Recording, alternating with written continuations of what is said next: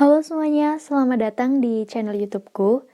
Jadi di video kali ini kita akan membahas materi tentang matriks yang terdiri dari 1.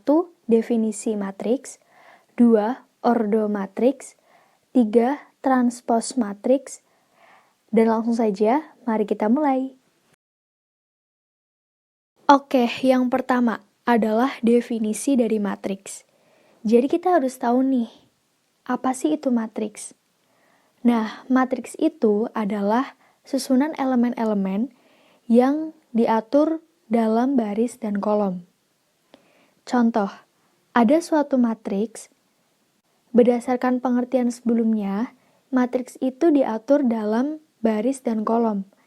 Jadi kita harus bisa membedakan mana itu baris dan mana itu kolom.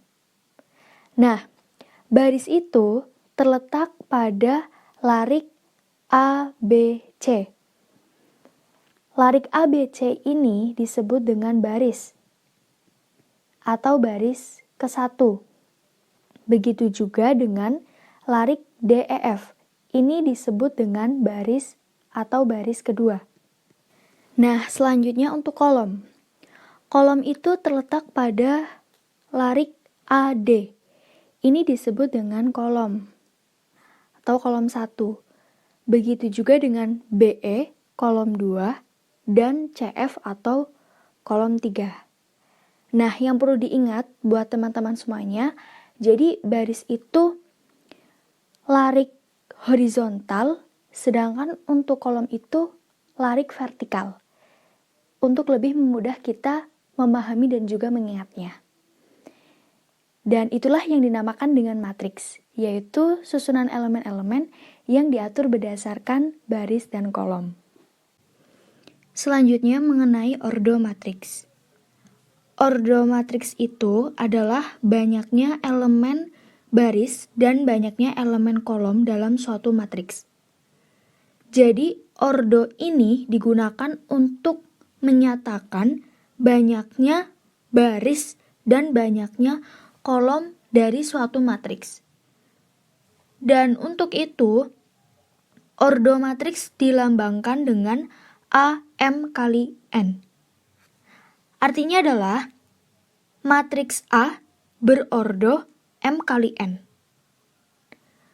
Untuk M dan N, M itu artinya adalah banyaknya baris, sedangkan N artinya adalah banyaknya kolom. Sebagai contoh, ada suatu matriks. Nah, berapa ordo dari matriks ini? Tadi, ordo matriks disimbolkan dengan M kali N. M artinya baris dan N artinya kolom. Maka, kita lihat berapa banyak baris yang dimiliki oleh matriks tersebut. Ada 2 baris. Berarti M adalah 2.